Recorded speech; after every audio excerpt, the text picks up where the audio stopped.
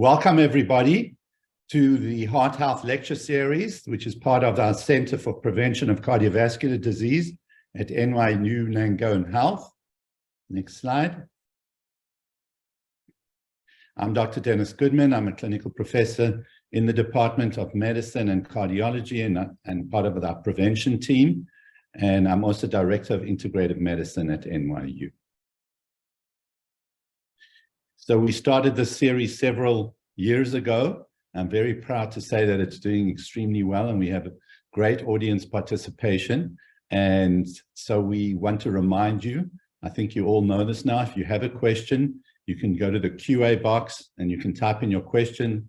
I'll be looking at the questions during our speaker's lecture.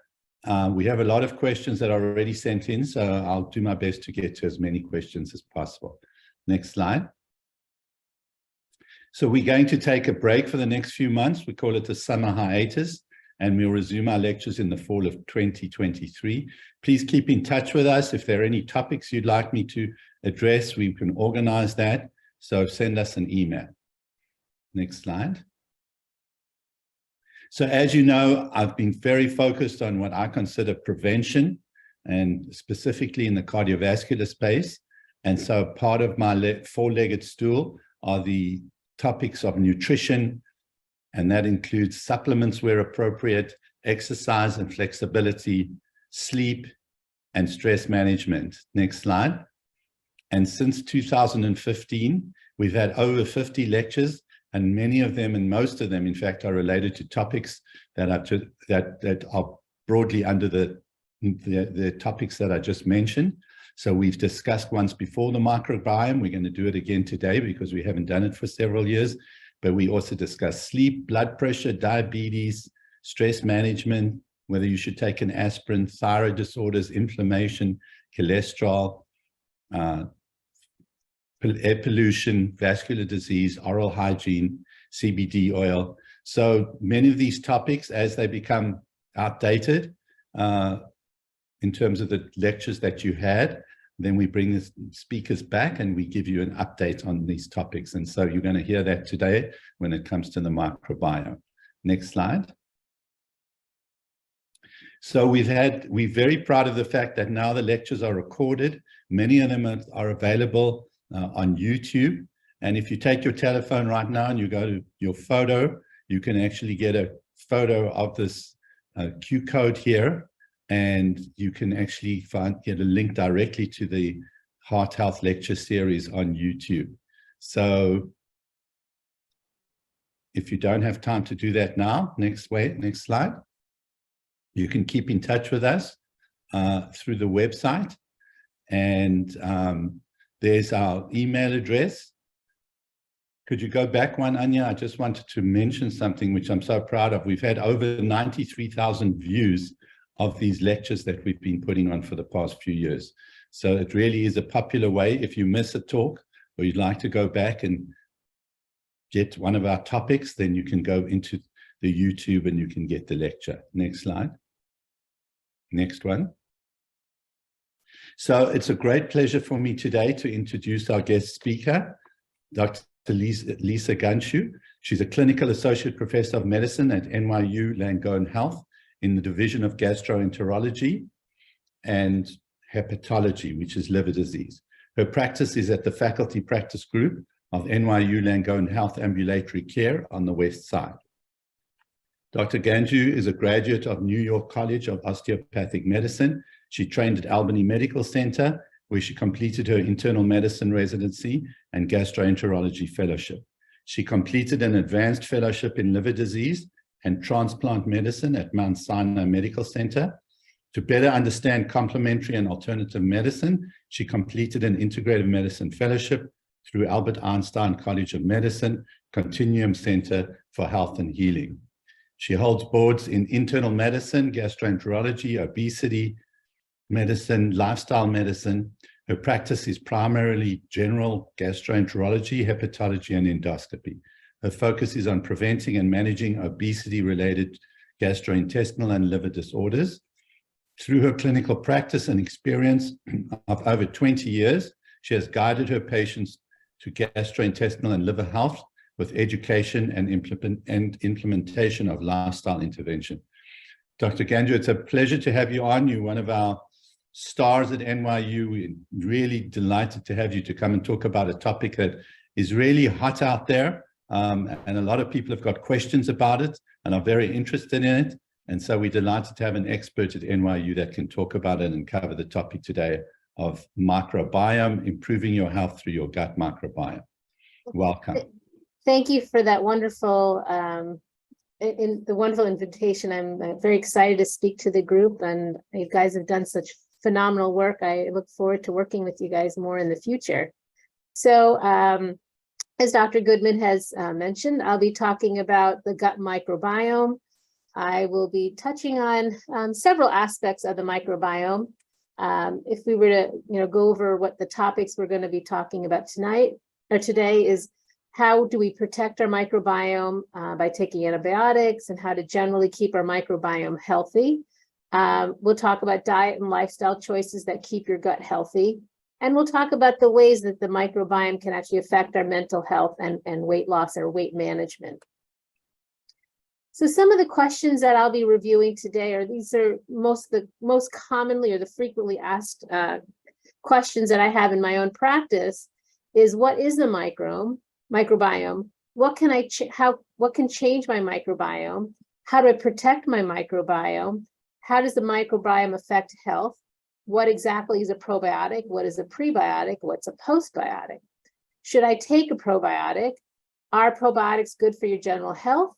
Is there a role for probiotics in weight management? And is there a role for probiotics in mental health? So let's talk about what the microbiome actually is. So basically, it's a collection of microbes that can include bacteria, fungi, and viruses, and some parasites in some people, which naturally live in our bodies and on our bodies. We actually have a microbiome that's within our stomachs that kind of controls everything else.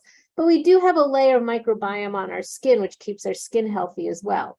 And in general, this microbiome its role is to keep as humans healthy and keep in good health and wellness.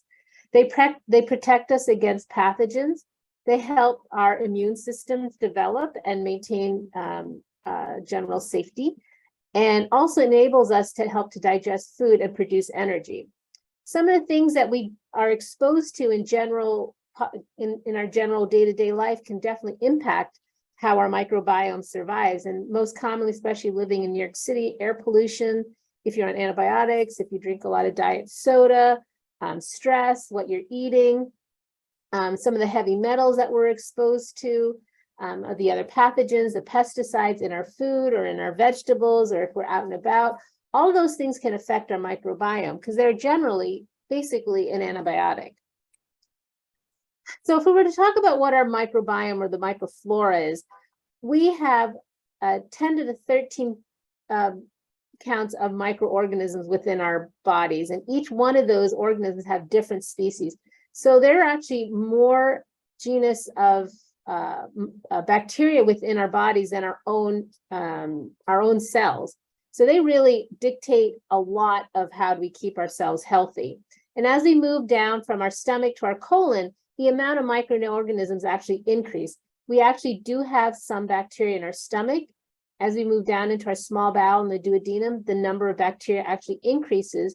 And then as we get to our colon and the rectum, it comes up to the most of the bacteria are all there. And when you think about it, that's where a lot of the digestion and absorption of our foods actually have as well. So that's all the more reason why we need to kind of support this microflora to keep us healthy. So the microbiome can have both sides. We can have a functional part of it, which helps to promote our health, or the dysfunctional. That's what gets us sick. And that's what we call dysbiosis, which is basically dys is bad and biosis is the bacteria. So this is the bacteria that's actually acting badly. So some of the health promoting functions, I'll go over this in a little bit more detail as I progress with my talk, but basically they help to protect us from other organisms. It stimulates our immunity. It helps us to digest, absorb the food, to make vitamins and minerals that we use to help that's synthesized within our own bodies, and it also produces vitamins to help us with our metabolism. So the lactobacillus, the bifidobacteria tend to be more of the healthy promoting. But remember, these are small, just a subsection of all the billions and trillions of bugs that we actually have in our bodies. There are some that are definitely pathogenic, which we actually tend to give antibiotics to protect us from illness. And that would be the Pseudomonas aeruginosus, the staphylococcal infections, Clostridia, which can give us like diarrheal illnesses. Those are the ones that give us diarrhea, constipation, can lead to encephalopathy and cancers and things of that nature, and potentially produce carcinogens and, you know, basically cause maldigestion or production of all these toxins. In between, there's basically a group of bacteria that can go either way, depending on the exposure, depending on how much, depending on the species or the genus of that type of bacteria. So E. coli can both help and harm. Streptococcus can help or harm. Bacteroides can help or harm, and that's important, is based on how much we actually have within our bodies.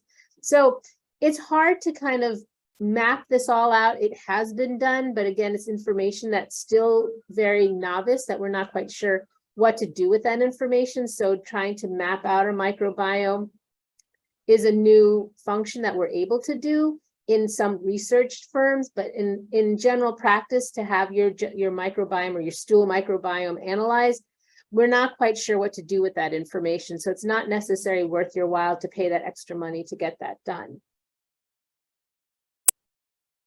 So what exactly will affect my microbiome? So there's a bunch of different things commonly that we're just exposed within our lives. Now, when we are born, we actually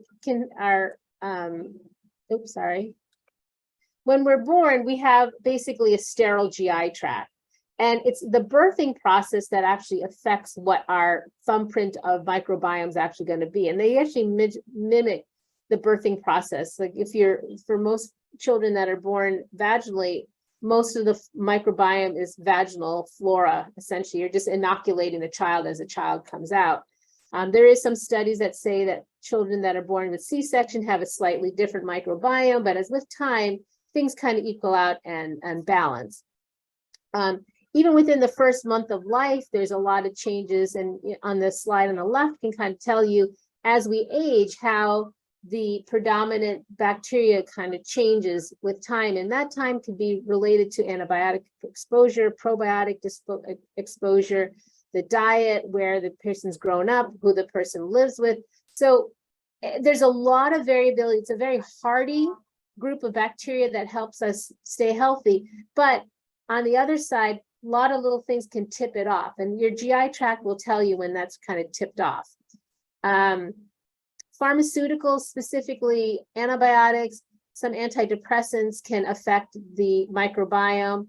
The diet, definitely people who are vegetarian versus those who are omnivores or eat carnivores that eat meat, their microbiome is very different. And if you were to map out the microbiome of a vegetarian versus someone who eats meat, there are much more healthier, diverse colonies of bacteria that's within the gut of a vegetarian. And just stressors, you know, good stress, bad stress, all those things can impact our GI, our gut microbiome as well. Exercise tends to grow the good bacteria and really kind of supports it a lot better than people who are very stressed out or are not eating very healthy. That can actually throw off the microbiome and cause a lot of GI disturbances. So what can we do to protect our microbiome? I think if you look down this list, it seems like a list that's been used in several different entities on keeping total body healthy in general. So if we go down our list, eating a healthy eating a lot of vegetables that are rich in fiber and prebiotics, cutting out the sugars, both real and fake, avoiding processed foods, and adding more fermented foods can all support it. Cutting back on animal protein is important. And it's also important to understand where you're sourced your meat, because you want to have animals that were not exposed to a lot of antibiotics or that were not exposed to a lot of pesticides, because the animals consuming that, and ultimately you, the human community, will consume that antibiotic that the animal ate as well. So you are developing some of those metabolic abnormalities because of what you're eating. Getting enough sleep is important because when you're sleeping, your microbiome's sleeping and everything's resting and rejuvenating. So it's important that you're getting good sleep. And you may notice days that you're not sleeping enough, that your gut feels a little bit off, or you're not digesting as well. So keep in mind some of these behavioral things that you're doing when you're not feeling so great. As I mentioned earlier, exercise is important in supporting that healthy microbiome. Mindful practices or stress management. As I mentioned in the previous slide, people who are very stressed out have a very different microbiome. People with depression have a less diverse, more pathogenic microbiome than our carefree, stress-free, more relaxed individuals. Avoiding antibiotics is super important because we know that antibiotics in the proper, inappropriate use obviously saves lives and very important to do, but sometimes, you know, we're not taking antibiotics, we take too much antibiotics for different conditions, but, you know, trying to keep things kind of in check and understanding that, you know, having a certain amount of respect for antibiotics is very important. So I don't want you to take away from this talk that antibiotics are bad and they're going to kill off everything, because there's definitely a role of antibiotics to keep us healthy in general, because it will kill off the bad bacteria. Supporting ourselves with probiotics, I'm going to talk about that a little bit more in a couple of slides, but taking probiotics and having a healthy diet may mitigate some of the adverse reactions of what we're doing when we take antibiotics. So how does the microbiome affect our health? Well, you know, this list is very expansive. We're only going to talk about gut health, mental health, and weight management on this talk. But if you go down briefly, it protects from C. diff, which is a super infection that we develop in our gut if we're on antibiotics.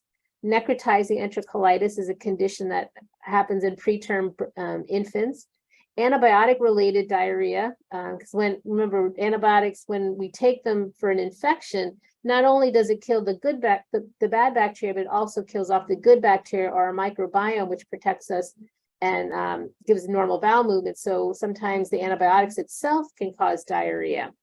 There's some studies about preventing upper respiratory infections, eczema in children, rotavirus in children, pulmonary exacerbations with cystic fibrosis, candidal infections, periodontal or gum disease. There is some newer data supporting that we have a microbiome within our within our mouth to keep our teeth and our gums healthy. So it's important to understand that. There's more and more appreciation of how our microbiome actually affects metabolic syndrome and diabetes and cholesterol management and cardiovascular disease. So the microbiome is not just within our gut. We do know that it affects the rest of our bodies as well. So again, this is a cute little cartoon about basically what I said. You know, it can be ingested several different ways. They all live in our intestines. They help with digestion. It helps with your bowel movements, both diarrhea or constipation. Has general health benefits, as I mentioned in my last slide.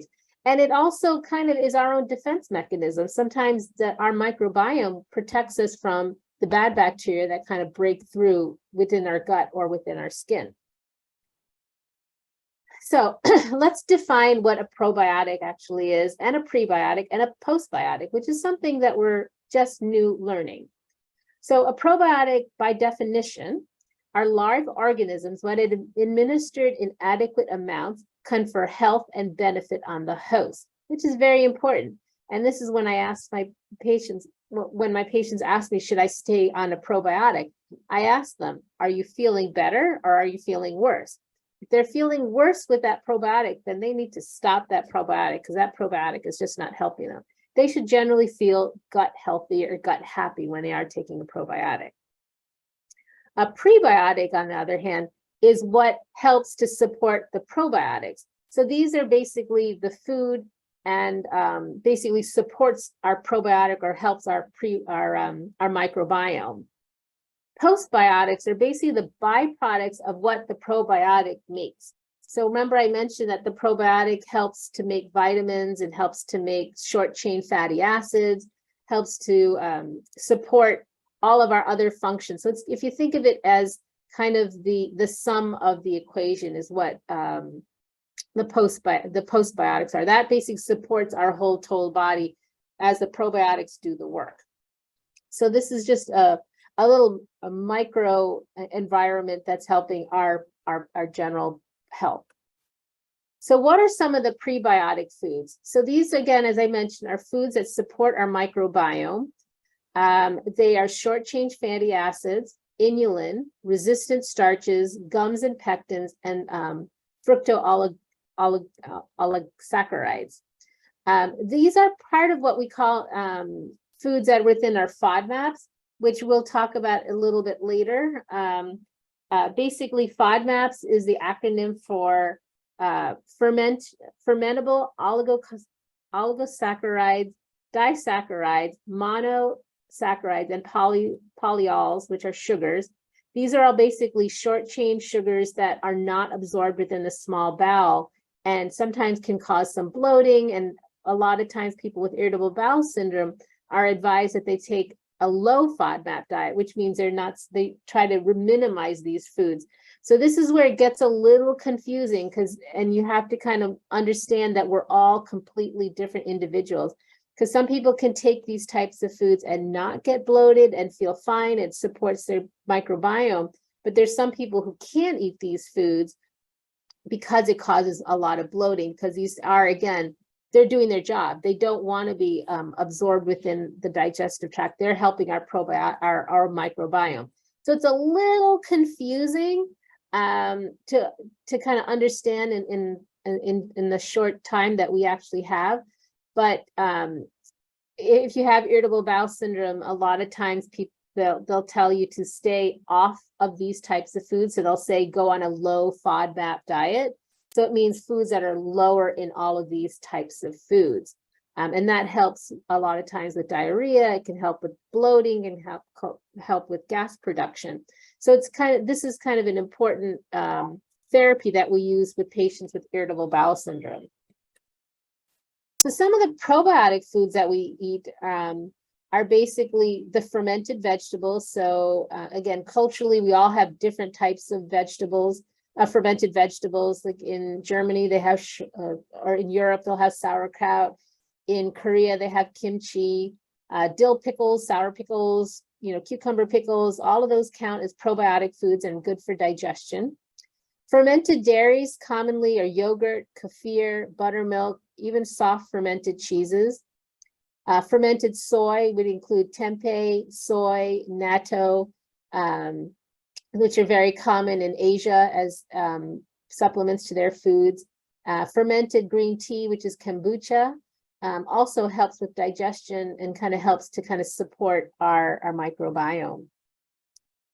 Some of the postbiotic foods, as I mentioned, postbiotic products are vitamin B and K, which are made within our colons and small bowel. Amino acids, which are the protein building blocks that help build our bodies. Some antimicrobial peptides to help protect from harmful bacteria, and the short chain fatty acids, which are going to be important in health maintenance, weight maintenance. And some of these foods that are considered probiotics, which support that, are the ones that are listed on the side there as well. So should you take probiotics, pills, powders, or should you do fermented foods? Because all these may get you to the ultimate good, healthy microbiome, but how should you choose which way to go? So let's talk about the pros and cons of either one of them. So probiotics, unfortunately, is not a very regulated market, and there's thousands, if not millions and billions of companies that make these probiotics. It's not regulated because it's not a medication. There's no standardization in the production or the supply. It's very difficult to prescribe a probiotic because everyone's microbiome is like their individual thumbprint. So it's not an equal fit. It's not one size fits all as far as, prescribing, because some people are a lactobacillus predominant microbiome, some are a bifidobacterium predominant. So it's a little bit of trial and error. So if one works, stick with it. If it doesn't work, we can always try something else. And everyone's reactions are different. Some people get very violent reactions to probiotics because, again, it's shifting the microbiome. Excuse me, what's easy about it, or what the pro is, it's just a pill or a powder. So it's very easy to consume, as opposed to some of the food-based products. So some of the cons would go back to how I was talking about the FODMAPs. There's a lot of food intolerances, like some people can't drink milk, or some people can't have some of those foods because they have allergies or intolerances. So that kind of makes it a little bit difficult to take some of the food-based probiotics. Some of the pros is it's always much better to take a whole food, because you don't need to deal with all of the additives and the travel component and the shipping component and all of the other production components that happen with a pill or a powder, because it's essentially live food. So that's always, whole and natural is always better, as long as it's tolerated. So let's meet some of the common probiotics that are out there. As I said, there's two main probiotics that tend to get prescribed, but remember, there are billions and trillions of microbiomes that are out there. But these are the two major ones that are actually in production or able to be bought at your local health food store or even drugstore. So the common one that helps with, that's known for gut health and gut digestion, is the bifidobacterium, and that's basically found in some yogurts. The Bifidobacterium infantilis comes as a pill. Again, these are most commonly within the digestive tract. So that's why they tend to help with digestive complaints. Then the second one is the lactobacillus. And within that family of lactobacillus, there's several different types of them. But lactobacillus seems to help with immunity, helps us with our digestive system, helps us with vaginal health, can help with skin health.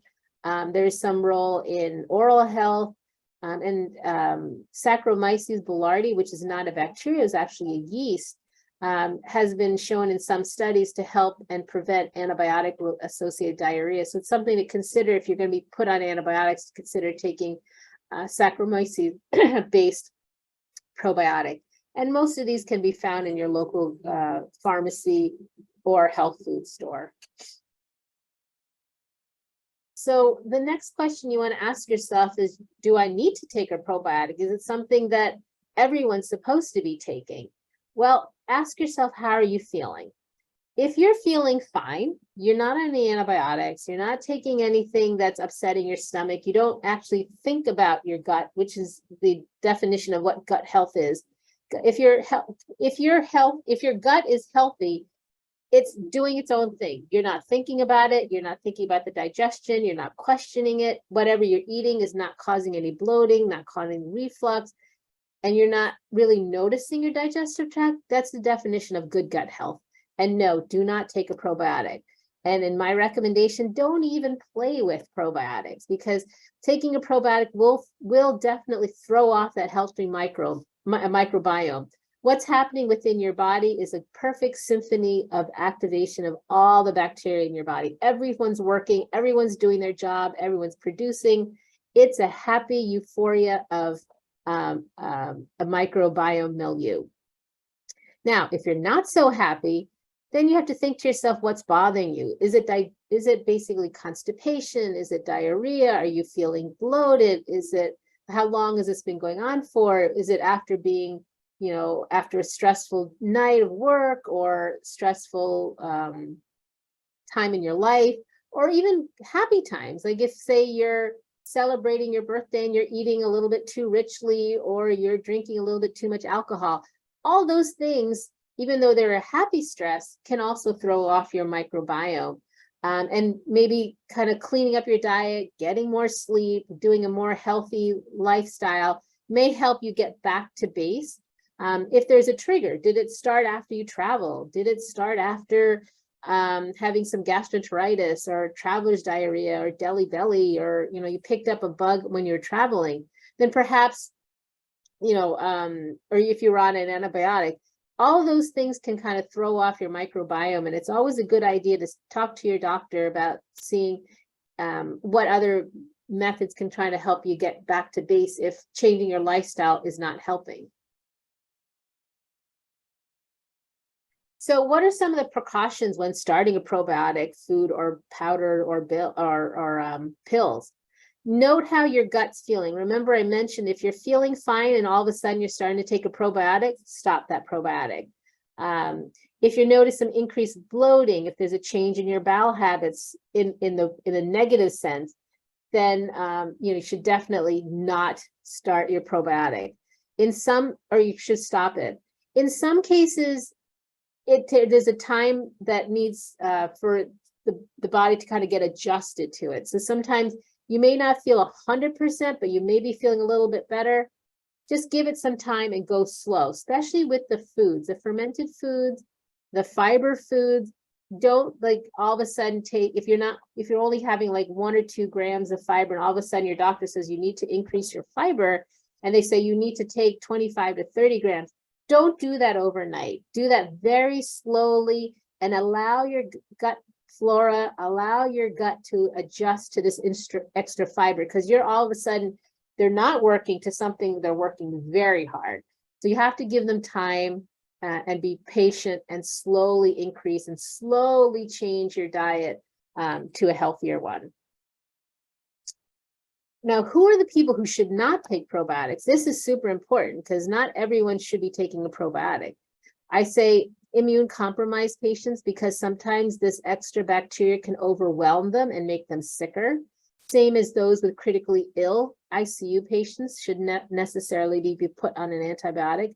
I mean, there are conditions in which the ICU attending may choose to put probiotics, but again, that's under supervision and not to be done lightly.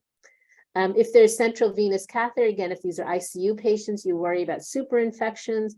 People with acute pancreatitis, have been studies shown that the pancreatitis can get fulminant if there is exposure to probiotics. And then premature infants in certain conditions, like I had mentioned earlier, again, this is a rare condition, but in a premature infant, you really want to not mess around with their microbiome as they're developing. And none of these should be done without some sort of support from your healthcare provider. So let's touch on the microbiome and mental health.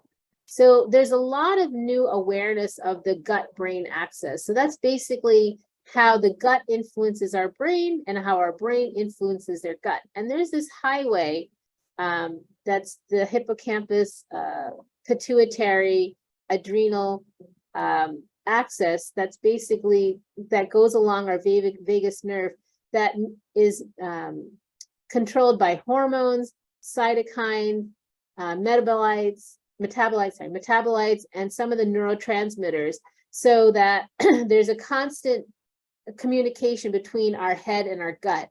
So when we're very stressed out, that affects our gut. When our gut's not feeling well, that causes a lot of anxiety in our head. So we have to understand that there is a constant communication between all of that. And we think that the microbiome may actually influence some of that as well, from gut health to gut dysbiosis. And probiotics have a role in there. So as I mentioned, stress can change that microbiome. So reducing some stress may actually help.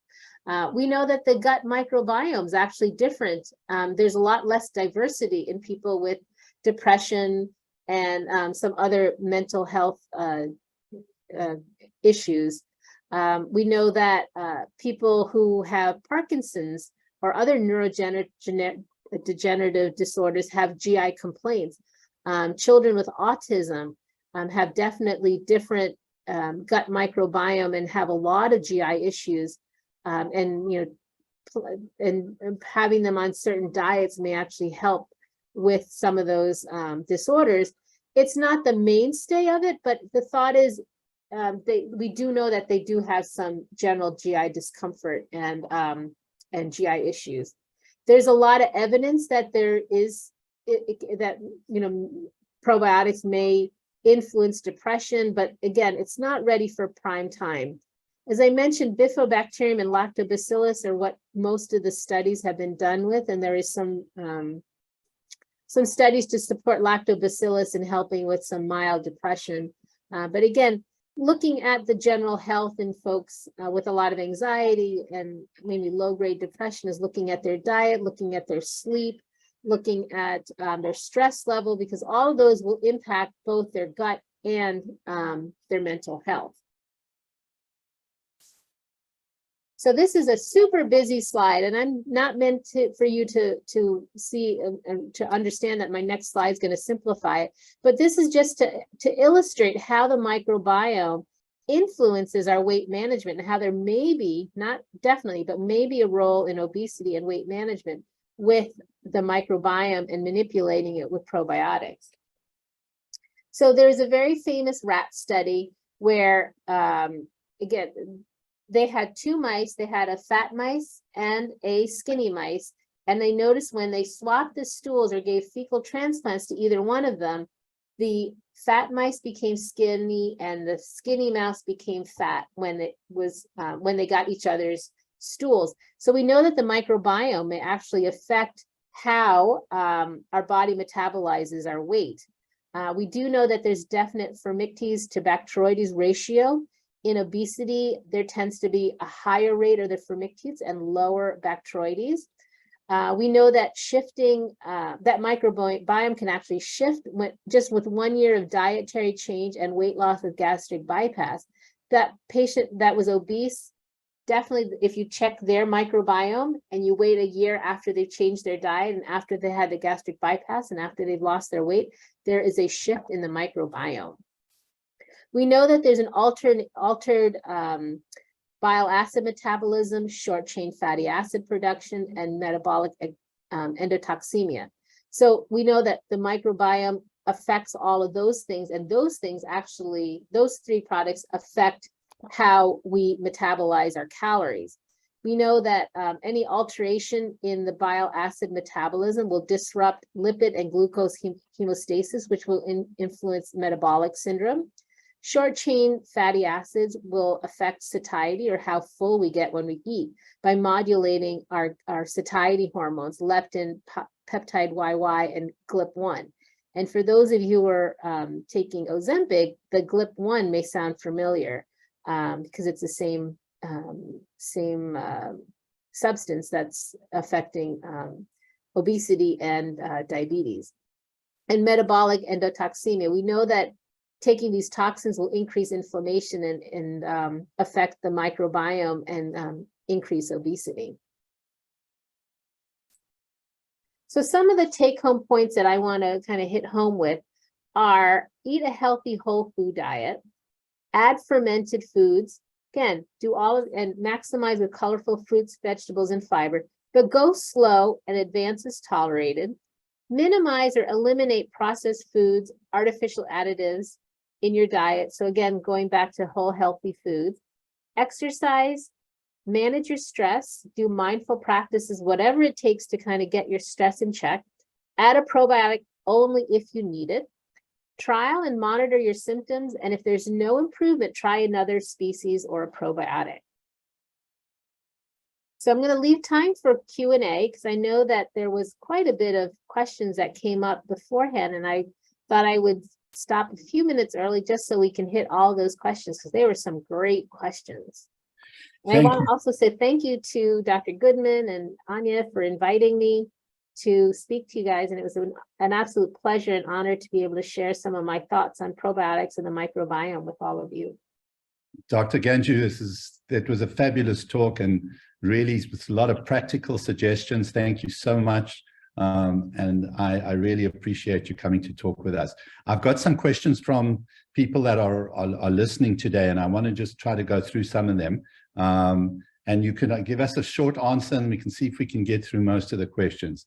Here's one from Jane, who said, I came down with colitis, a reaction to Keytruda. How does colitis affect the gut biome?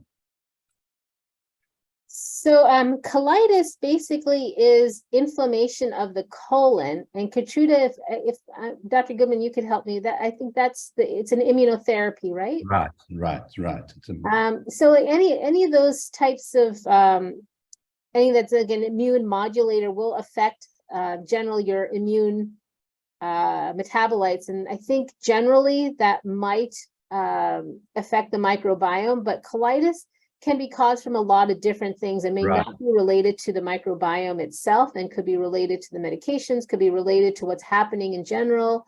It could be related to a number of different gastrointestinal conditions. So it's hard for me to say that the Keytruda is what actually influenced it. But I'd say, I'm sure you agree, anytime you have colitis, from whatever the cause, you're going to affect your microbiome. Yeah, any type of inflammatory process will definitely, our own microbiome is working its hardest to try to get you to healing. But yeah, any kind of shift will, and the stress of, cancer in itself can also, affect your microbiome. So we got two questions from Thomas.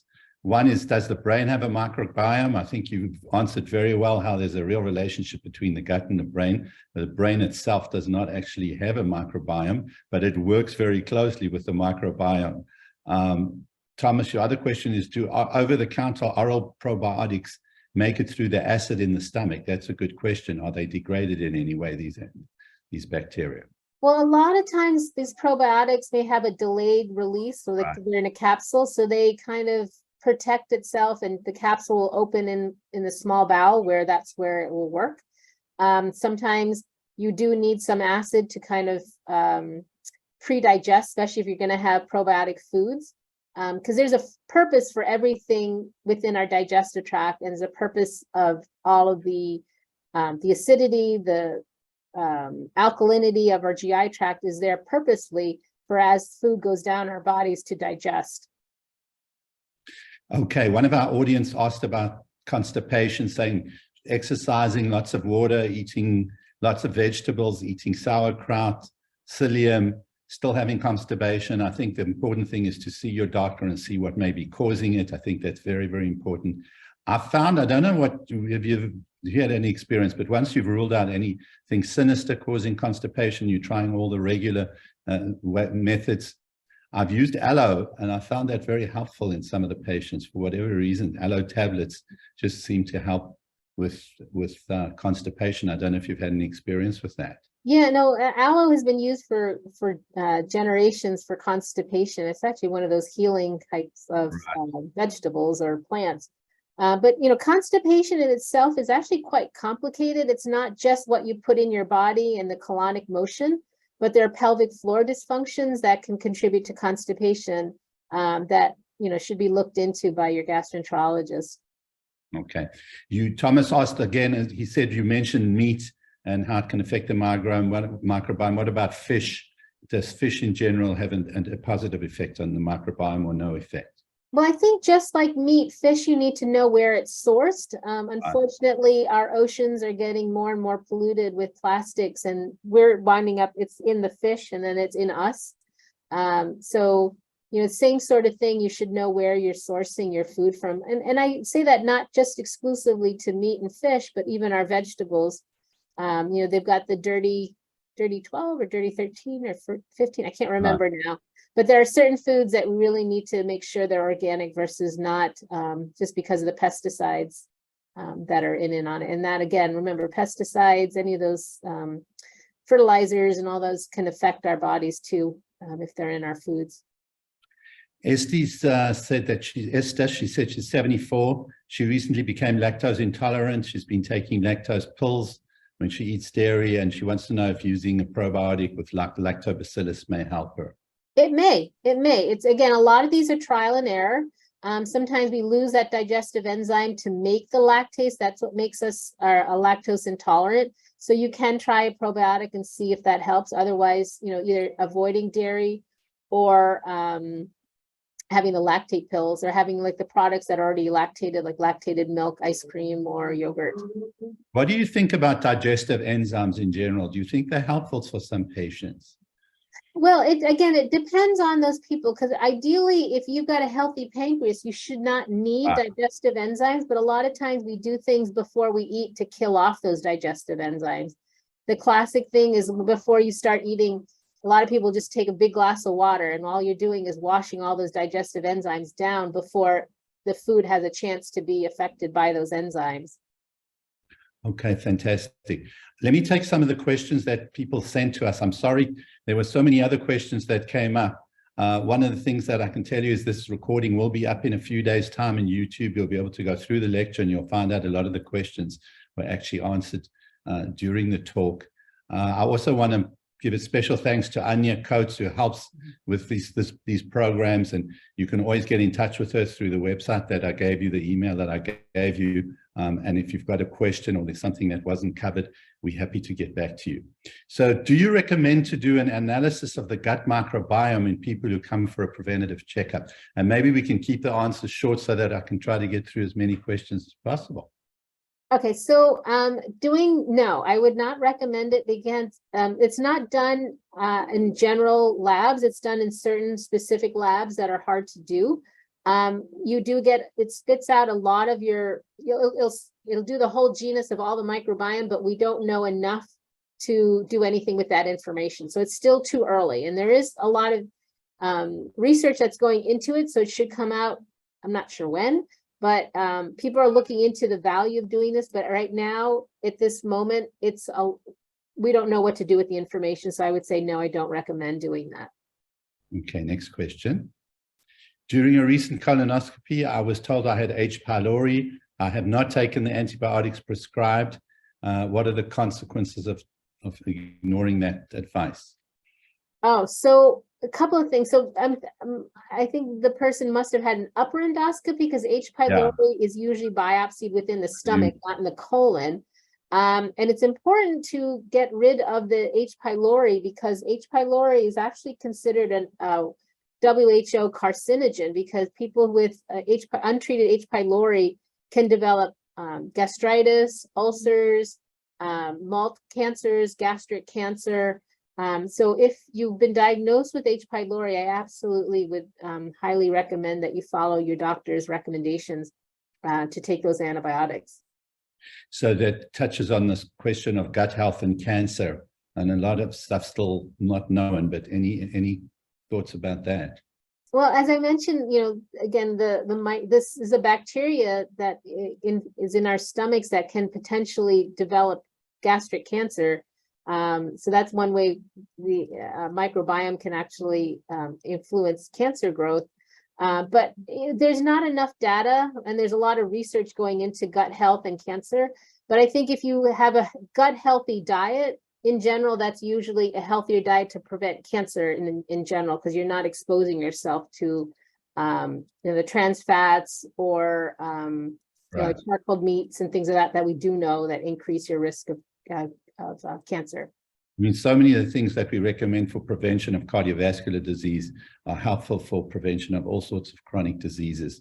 So it always comes down to lifestyle as being such an important, very, very important way to reduce your risk for many, many conditions, chronic diseases and cardiovascular disease and cancer.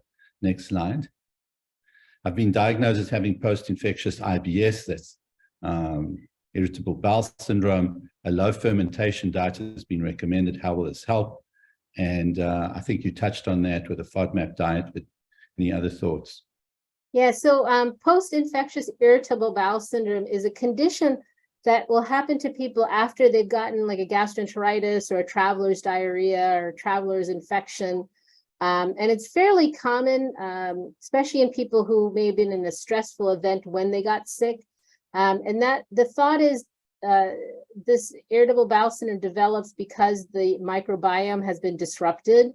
And it causes some super sensitivity or increased sensitivity, increased gut motility or decreased gut motility, and gives those symptoms. So the low fermentation diet, I think that actually they probably meant a low FODMAP diet, which is, again, it's a bunch of different short chain sugars that are difficult to digest in certain people. So it causes more gas when you consume it. So if you have low motility and you eat these foods that are producing more gas, you're going to get more bloating. So we ask that people go on this FODMAP diet for about 4 to 6 weeks. It's not meant to be done as a long-term therapy, but just a short-term changes the microbiome, because we do know that once you shift your diet, it shifts the microbiome and may potentially help. But unfortunately, post-infectious irritable bowel syndrome is very difficult to manage and can take years or a lifetime to get back to normal. Okay, are probiotics a good vitamin for constipation? Well, we know that probiotics are not vitamins, but how about probiotics for constipation? It can help, absolutely. Yeah, it can be very helpful getting the right probiotic. You know, I liked your point. If you are having problems with your gut, symptomatically, you may find the probiotics very helpful. And the good news is that you'll find out, you know, within a week or two, whether you're feeling better. And if you are, then you know that the probiotic's really helping you. And that's one of the real easy ways to tell whether you should be taking one. Yep. Next slide. Do you have recommendations for people with IBS? I mean, I'm sure you certainly do, and I'm sure it's a huge part of your practice. Do you recommend the FODMAP diet to them? Yep, because I think I mentioned that in the other slide. Again, FODMAPs are great for people with, you know, some of these irritable bowel syndrome things. And again, 4 to 6 weeks, and always do it with a dietitian who's aware of the FODMAPs diet, because it can unroof a lot of problems if it's done incorrectly, and it's very tricky. It is, you know, taking out some of the common things are garlic and onions. The other thing is some gluten products and bread products. Milk is included in there. It's pretty extensive. And, you know, if you go to the Monash FODMAP, that's kind of the mecca of FODMAP diet. They give you recipes, and there's a lot of different things that you can go online to help with that. But again, I don't recommend people doing it on their own. I always say, you know, go to a nutritionist that can help them with that as well. And only 4 to 6 weeks, not for a lifetime. Where could people go to find out what the FODMAP diet is and what's a good one to take? I said Monash, it's the Monash University is out of, I think, Australia or New Zealand. Gosh, I don't remember. But if you Google FODMAP diet, it'll come up, and a lot of large institutions will have their own FODMAP, kind of like a poster, of their own that you can actually take a look at. And I think I sent one to Anya, but I'm not sure. I don't know if we're able to pull that up. Okay, next slide. Can years of taking a tetracycline for acne weaken your microbiome and cause ongoing fatigue? And can your gut be restored? Yeah, so we do know that antibiotic exposure definitely impacts your microbiome, and sometimes it can take a couple of weeks to get back to your natural microbiome. And taking a probiotic may actually help kind of realign the microbiome. The fatigue part of it, I mean, again, that could be related to that shift in microbiome. There's a lot, fatigue's a very difficult kind of thing, because there's a lot of different things that can cause fatigue. But I can say with some confidence that it definitely does change the microbiome, and just give it time. Sometimes it gets restored right away, especially if you've got a very hardy microbiome. Things just kind of snap back once you complete the antibiotic, your own microbiome kind of grows back and flourishes. Sometimes you need to take a little bit of a probiotic or some probiotic food. I always suggest to people, when they are taking a probiotic, take it with a scoop of probiotic yogurt or any kind of live culture yogurt. Make sure they look on the side of the yogurt container that they actually do have live cultures. Somebody asked about lymphocytic microscopic colitis. Don't think it's got to related directly with the microbiome, but maybe you could just mention it for that. Sure. So lymphocytic or microscopic colitis, the other one is collagenous colitis. These are types of colitis that cause diarrhea. And it's basically, there's a layer of lymphocytes or collagen that just stays within the mucosa of the colon that impedes the natural absorption of water from the colon and causes diarrhea. And to look at the gut and to look at the colon on colonoscopy, it looks totally normal. But when you do the biopsies, you see that there's this layer of tissue that's not allowing proper functioning of the colon, so causes diarrhea. Okay, next slide. Do heart medications affect the microbiome? And in general, the answer is no. We really think about the major class of medicines are antibiotics that affect the microbiome and some of the antidepressants. So I'm going to take one or two questions because we've got 2 minutes left. Can you explain further the difference between microbiome on the vegetarian diet versus a carnivore diet? And thank you for a great talk. In other words, you know, clearly meat does affect the microbiome in a negative way, and vegetarian diet and plant-based diet is more healthy. Have you got anything else to say about that? Yeah, there's more, the healthier bifidobacterium in patients or people that are vegetarian, they're more diverse than folks that eat a lot of meat. Again, these are general statements because, I mean, we don't know what, like my microbiome's completely different than Ms. Coates or Dr. Goodman's or anyone else's. But we do know in general, there's more diversity. In general, good bacteria outlaying the bad bacteria. Like we know Firmicutes is not necessarily a good bacteria versus that Bacteroides is a good bacteria that you want to have a lot of. Okay. There's a question about kombucha, which is really, you know, something healthy to take, but that may have too much, that have a lot of sugar. And would you still advise taking that regularly? And again, it depends on whether or not you have a predisposition, or you're diabetic or you're pre-diabetic, but then you have to be very careful. Any other thoughts? Yeah, so kombucha, again, it's been used for generations in Asia and now is reaching quite a fanfare here. It tastes kind of like a little off ginger ale to me. It's basically fermented out, so I don't know if the sugar is actually added to it to make it tastier. Again, I would take it in moderation as tolerated. I've had a couple patients say they started drinking it and it caused severe bloating and just making them not feel well at all. So again, there's a touch of alcohol in it as well, just because it is a fermented carbohydrate. But again, you know, just don't drink it in excess, I would say. Okay. Do you have any suggestions for people who want to take a probiotic, but they're lactose intolerant? Because many of them have dairy in them. Well, it's usually a very small amount, and you know, people get a little scared because they hear lactobacillus and they think of milk. That's just the name of the bacteria. And you know, you could always try it and see how you feel. There's a lot of different probiotics out there, and again, you know, just looking at the contents and doing trial and error. And my other thing is I tell people, don't take a probiotic that's got way too many bacteria in it, because they'll say 32 strains or 42 strains. I try to keep it down to a minimum, no more than 4 to 5, 1 at the most, 2 the best, of bacteria within the probiotic product itself. And lastly, there's a lot of questions about which probiotics to take. As you said, there's really thousands out there. I'm sure your patients ask you, you know, during these talks, we don't name brands, but would you be available if someone sends you an email just to advise people so that they're getting, you obviously want to be taking something that's effective and comes from a reputable company. Sure.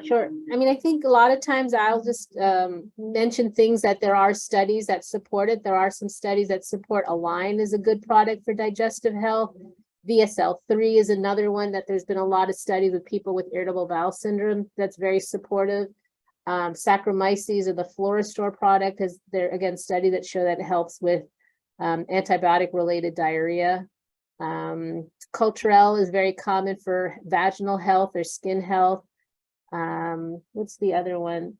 Phillips Colon Health is another one that has a great profile of about 4 different lactobacillus or bifidobacteria in there. Okay. Dr. Ganjhu, thank you so much. It was a wonderful talk. We really appreciate and staying on for all the questions. It was a pleasure to have you on, Anya. Thank you so much for all your help as usual. It's an absolute pleasure working with you.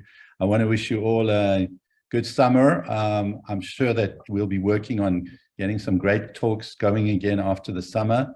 Please keep in touch with us. And